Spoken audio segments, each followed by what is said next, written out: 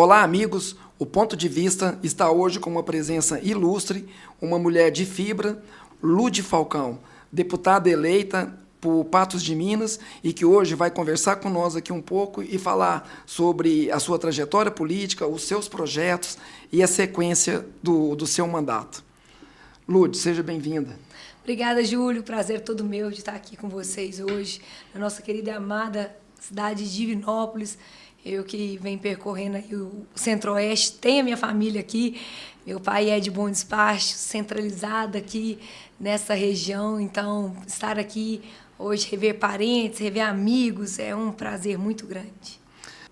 Quais são os 3 projetos principais do seu mandato? Eu trabalhei esses 3 anos e meio até agora com muito afinco, sem parar nenhum dia, sem descansar nenhum dia, pensando sempre na construção de uma Minas Gerais mais forte, pensando sempre em entregar uma vida melhor para os nossos mineiros e pelas nossas mineiras. Não sou uma deputada que vem com verba para comprar voto, não sou uma deputada que vem, faz uma mão para ver o que a outra depois vai cobrar.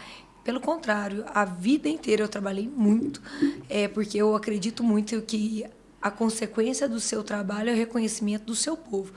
E de pontos positivos e de pontos negativos também, porque se o reconhecimento do seu trabalho for ruim, que você não tenha o reconhecimento necessário do seu povo, o reconhecimento negativo, ou seja. Eu venho agora... apesar de ser um ano eleitoral, eu estou focada ainda nos meus projetos que têm continuidade, né? Eu cheguei sem apoio político, eu não tive nenhum apoio político, exceto meu marido, que foi prefeito de Patos de Minas. No entanto, cheguei para fazer a diferença, né?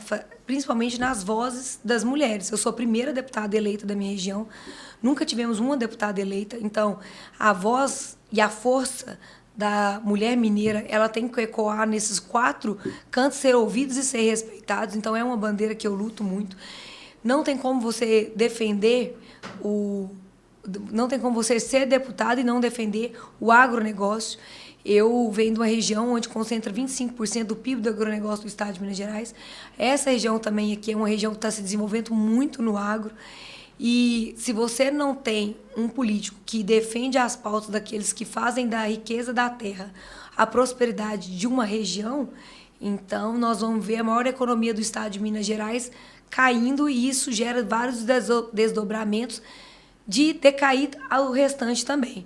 E outra coisa, como eu bem disse, sou esposa do Falcão, que foi presidente da MM, Associação Mineira dos Municípios, que é a maior associação do Estado, maior associação da América Latina em número de prefeituras, e que me fez de perto entender a dor dos nossos municípios. Hoje, infelizmente, os municípios mineiros e todos os municípios, eles recebem apenas 10% dos impostos pagos. Esse dinheiro ele não vem do bolso de um político, ele vem do suor dos nossos contribuintes, do nosso povo. Em decorrência disso, com 10%, os prefeitos têm que manter saúde, educação, infraestrutura. Então, eu sou uma deputada municipalista, sei da dor dos nossos municípios, sei da importância do prefeito estar sendo defendido com constância. Então, eu poderia focar nesses 3 pontos essenciais. A sua região, a região de Patos de Minas, é uma região fortemente conhecida pelo agro. As suas principais pautas nesses primeiros 4 anos, esse primeiro mandato, foi o agro e a defesa também da mulher, dos direitos da mulher? Sim, defesa das mulheres, municipalismo. Municipalismo, quando eu falo, ele vem para melhorar a vida das pessoas em vários aspectos, saúde, educação, infraestrutura. Não tem como um homem representar a dor de uma mulher. Então, é intrínseco a nós saber dos direitos das mulheres que tem que ser representado. Quando uma mulher sofre violência, dói em outras mulheres também. Quando uma mulher é morta por um parceiro por conta de um ciúme, por conta de uma não aceitação do avanço dessa mulher na sociedade, dói em nós. Então, são pautas que realmente eu trago para mim como pautas que eu trabalho com muito afinco, apesar de estar sempre atenta a todas as outras. O eleitor mineiro ele está cada vez mais crítico, assim como todos os eleitores. Estão críticos com os políticos e estão observando cada vez mais o cenário. No seu ponto de vista, o que os candidatos precisam fazer para conquistar a confiança do eleitor? O primeiro passo é não mentir, olho no olho, aperto de mão forte e cumprir o que eles se comprometem. Todo mundo está cansado de promessa. Ninguém tem tempo mais para ouvir conversas fiadas. Eu venho de um cenário político, né? Hoje sou política e tenho orgulho de falar que eu sou política, mas também não tem nada dentro da minha família que desabone a nossa imagem. Tudo que nós cumprimos que seria feito, foi feito de fato. Então, o que falta hoje na política é muita segurança. Segurança para aquelas pessoas que são os nossos eleitores. Porque é muito fácil você sair falando que vai fazer, que vai melhorar a vida das pessoas, sem conhecer realmente o que é a vida política, sem conhecer realmente o que pode ser feito. As pessoas estão cansadas de serem iludidas. Já passou a vez, já passou a página. As pessoas estão querendo confiar em alguém que, por mais que não consiga fazer tudo o que é o esperado, mas que pelo menos tentou e que entregou o que foi necessário, o que foi suficiente fazer. Nesses primeiros 3 anos e meio de mandato até aqui, como que foi seu posicionamento em relação ao governo de Minas? Eu sempre fui muito alinhado ao governo do Estado de Minas Gerais naquilo que é coerente com o que eu acredito. Fui vice-líder desse governo, ao lado do governador Romeu Zema, que, apesar dos seus acertos e apesar dos seus erros, ele era uma pessoa extremamente bem intencionada com o Estado de Minas Gerais.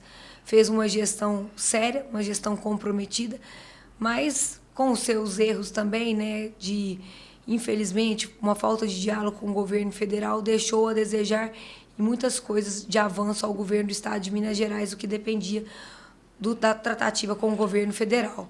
Mas a minha responsabilidade é construir um governo melhor, a minha responsabilidade é construir uma Minas Gerais melhor, e para isso eu sempre estive nessa construção ao lado de quem eu acreditei que pudesse fazer essa transformação.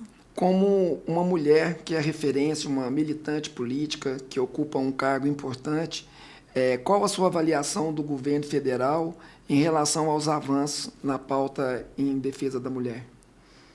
Eu não vejo avanço na pauta das nossas mulheres, até porque aqui eu não estou para falar o que eu acho. Meu pai falava uma coisa que eu acho muito interessante: acho não se escreve.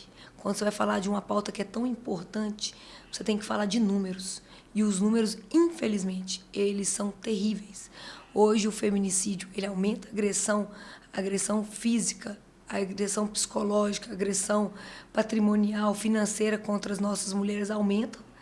E nós não temos leis suficientes para acolher essas mulheres. E eu não falo aqui só de punição, eu falo de acolhimento mesmo.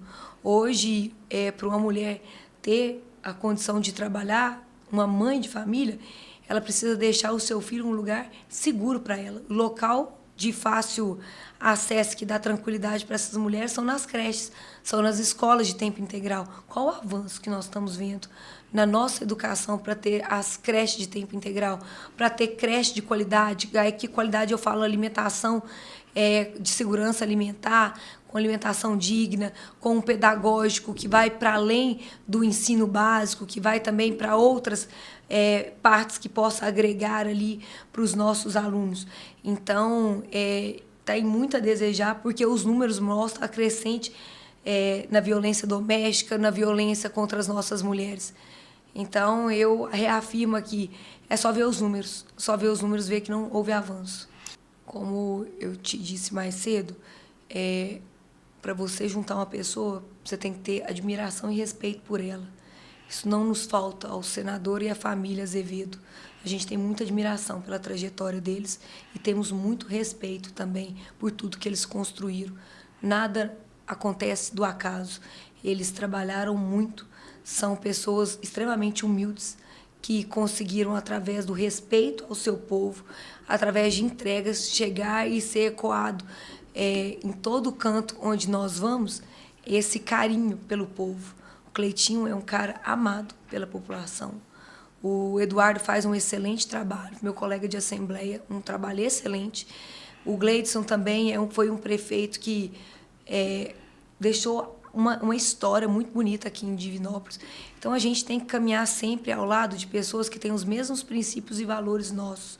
A família Azevedo tem esses princípios e valores que assemelham muito aos nossos. Eu também vim de baixo, minha família é uma família muito humilde. Nós temos graças a Deus, eu fico feliz, não deveria nem exaltar, porque deveria ser obrigação, mas na política, infelizmente, não é assim. Nós temos uma idoneidade, uma seriedade na política, né? O nosso trabalho assemelha muito ao trabalho deles, e eu tenho certeza que tem tudo para dar certo a nossa caminhada. Eu não sou uma personagem, né? Tudo que é meu é intrínseco dentro da LUDE. Eu não mudo de bandeira em bandeira. Eu ajo de acordo com o que eu acredito, com as minhas convicções. Eu tenho um lema que é trabalhando de coração. O que me toca, eu realmente trabalho por aquilo. Não tem como eu não falar sempre e defender sempre as minhas mulheres. Nós sempre teremos que ter mulheres que nos representam. E eu quero ser essa mulher que representa aquela mãe, aquela esposa, aquela empreendedora, aquela trabalhadora rural, aquela dona de casa. Eu quero representar todas, então isso é legítimo da minha parte. Não tem como eu não defender os nossos municípios, defender a vida das pessoas que acontecem no município, e não tem como eu abrir mão do agro. O agro é o que sustenta o nosso país, é o que sustenta Minas Gerais. E, lógico, também, né, é próprio da LUDE Falcão dar voz àqueles que não têm, ou àqueles que têm, mas não são escutados. Então, a questão de vulnerabilidade, a questão das famílias atípicas, a questão dos idosos é uma pauta muito minha também. Essa paixão que você mostra assim, pela política, você tem algum herdeiro político na família? Ou foi crescendo junto com o seu sentimento de mudança, de defesa das mulheres? De onde que veio? Júlio, igual eu te falei, né? Eu tinha, né, um pai que hoje está lá no céu, que, apesar de ser muito simples, policial militar, nunca tivemos ninguém na política na nossa família, ninguém. Mas meu pai era um apaixonado pela política e lia muitas histórias bonitas para mim, de Tancredo Neves, de Ulisses Guimarães, de tantos outros. Mas, no entanto, nunca li a história de Branca de Neve, nem de Cinderelas. Eu acho que se eu tivesse uma menina, eu ia passar aperto para contar essas histórias para elas. E eu cresci ouvindo a transformação do nosso Brasil em grandes nomes. Logicamente que Deus é muito bom e coloca pessoas boas no nosso caminho, que colocou o meu marido, Luiz Eduardo Falcão, que além de ser um apaixonado pela política, é um estudioso. É uma pessoa que não mede esforços para estar sempre buscando inovação, para trazer resultado para a nossa população. E ele é minha grande inspiração. Agora, herdeiro mesmo, eu tenho 2, que é o Dudu e o Lucas, que são os meus filhos, um de 10 e um de 11 anos. E sabe o que eu te falo, Júlio? Mãe, funciona o seguinte: a gente pensa nos nossos filhos 24 horas. E mulher na política, ela sabe que ela não pode fazer nada errado, porque deixar marcas em nós tá tudo certo, mas deixar nódia nos meninos, isso é inadmissível. E o que eu quero deixar para esses meninos de herança é uma mãe que trabalhou muito, é uma mãe que foi honesta, é uma mãe que cumpriu tudo que ela prometeu que iria cumprir, e é uma mãe que ajudou muitas pessoas. É essa herança que eu vou dar para os meus filhos. Você falando aí da família, dos filhos, e nós sabemos que um período eleitoral é um período de muito desgaste, muito empenho, muitas viagens, muitas reuniões, muitas gravações. E como que está sendo para fazer essa gestão familiar nesse período agora, com tanta disputa, com tanto trabalho a ser feito e a fazenda ao mesmo tempo? Ô, Júlio, eu estou numa rotina, já tem 7 dias, e inclusive com muitas festas, né? Então, é visível, ser... Quem não está me vendo aqui está ouvindo a minha voz desgastada. Quem está me vendo com os olhos fundos aqui. Mas sempre muito confiante, assim, de que vai dar tudo certo, que eu vou conseguir chegar nas cidades onde a gente tem um trabalho, onde eu vou poder falar, gente, isso aqui é o resultado de nosso trabalho. E funciona igual carregar o celular na tomada, Júlio. Eu tô cansada, mas a hora que eu chego em casa e cheiro os meus meninos, a minha energia volta. Tudo está concentrado nos meus filhos. E os meus filhos são a minha maior torcida. Eles torcem para mim 24 horas, ligam e quer saber o que eu fiz, com quem eu encontrei, o que eu falei, quem que eu conquistei. E eles são, assim, eles são os meus maiores incentivadores. E eu tenho, graças a Deus, a sorte de ter um marido que é político também. Porque hoje, por exemplo, ele está aqui em Divinópolis me acompanhando, então nós estamos juntos. Ontem nós estávamos em BH juntos. Mas eu acho que agora, depois ele viaja aqui, daqui a pouco, nós vamos encontrar só quarta-feira. Então eu estou assim, encontrando com ele de tempo em tempo. Mas a hora que chega, a saudade é grande demais. É bom? É isso aí. E é importante isso que você fala a respeito da herança que deixa para os filhos, porque nós já vimos aí muitos casos aí de políticos que, às vezes, deixam os filhos constrangidos por causa da sequência da carreira deles e o fim que eles têm, né?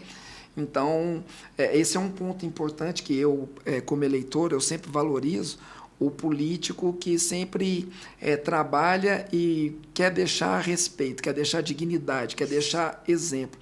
E eu acho isso um ponto importante na personalidade política que trabalha assim. E agora, como também não posso deixar de falar, você como mulher, como deputada, a sua avaliação do governo Lula, do governo federal, qual a nota e por quê? Ai, meu Deus, é muito triste o que nós estamos vivendo. Dói. Dói porque eu falei para você aqui de 3 pontos, né? Vamos colocar esses pontos principais. Primeiro, o agro. Eu não canso de cuidar dos nossos produtores rurais que estão sendo sacrificados pelas decisões políticas do governo federal. E isso está impactando muito no nosso agro, na vida dos nossos produtores, seja ele pequeno, seja médio, seja ele grande. Os nossos produtores estão endividados, os nossos produtores não sabem o que faz, não têm linha de crédito acessível, os juros estão muito altos, não conseguem produzir, não conseguem, muitas vezes, vender o seu produto, a sua safra, no valor que ele plantou. As mulheres, como eu falei aqui, quando você vai falar em índice de violência doméstica, aumentou esses índices de violência doméstica. E quando você vem falar de municipalismo, né, você vê os nossos prefeitos sofrendo muito porque a arrecadação caiu. Então, se eu pudesse dar uma nota, seria nota 3. Nota 3. Nós já estamos caminhando para finalizar. Eu vou te fazer uma pergunta e você, com uma palavra, no máximo 2, responde o seu ponto de vista. Qual o seu ponto de vista para as nossas crianças, o futuro delas hoje? É com uma palavra só? É uma palavra, uma frase? As nossas crianças, sem sombra de dúvida, é o futuro do nosso país. Então, para você cuidar do futuro do nosso país, você precisa ter base. E a base é a educação. Educação forte gera crianças fortes e um futuro de um Brasil forte também. A nossa educação? Muito a construir. Isso vai muito além de uma escola onde tem apenas paredes. A educação das nossas crianças transpõe as paredes. Elas precisam ter oportunidade de crescimento através de uma boa segurança alimentar que está dentro das escolas. Eu não estou falando de Divinópolis, eu não estou falando de Patos de Minas. Estou falando muito além. Eu estou falando do norte de Minas, eu estou falando do Jequitinhonha, que muitas vezes, e eu acompanhei bem, não tinha água tratada dentro das escolas. Então, a fonte de educação, ela vai muito além das paredes. Nossa saúde. Saúde está em construção. Muito se avançou com o Sistema Único de Saúde. No entanto, ele precisa chegar realmente numa forma de universalização que seja acesso para todos. Não dá para você precisar de andar 7 horas de carro para chegar num atendimento de uma saúde que é tão necessária como a cardiologia e a oncologia. Se eu pudesse falar em Minas Gerais, qual que é o maior problema que nós temos são as cirurgias ortopédicas. Ou o Estado remodela a forma de trabalhar isso, ou, infelizmente, as filas vão aumentar cada vez mais. Segurança pública? Precisa de ser valorizada. É uma vergonha o que os nossos militares estão passando. No início, nós estávamos em regime de recuperação fiscal, mas agora é possível fazer o reajuste para dar segurança àqueles que nos dão segurança. E, para finalizar, você vai olhar para aquela Câmara e vai deixar um recado para o povo mineiro. Agradecer por esses 3 anos e meio. Acho que toda construção ela passa primeiro por agradecer aquelas pessoas que confiaram em você, confiaram de todas as formas, confiaram quando buscam até nós para a gente representá-los, confiaram quando sabe da importância de ter uma mulher para dar voz a tantas dores de nossa Minas Gerais. Eu acredito num Estado forte, eu acredito num Estado que está em construção, mas isso só irá acontecer se nós estivermos com políticos sérios, políticos que realmente a gente pode confiar, e mais do que isso, que você possa olhar e falar, eu os represento. Então, eu queria muito dizer a cada um de vocês que eu me preparo todos os dias e eu tenho muita responsabilidade com tudo que foi confiado a mim. Acima de política, eu também sou mãe, eu também sou esposa. E o que eu mais sei é cuidar de pessoas. Lude, muito obrigado. Eu que agradeço. Por ter dedicado aí um pouco do seu tempo aí que está muito corrido. Nós agradecemos pela sua presença, te desejamos boa sorte na caminhada e muito sucesso. Eu que agradeço, Júlio. Obrigada a todos. Nossa.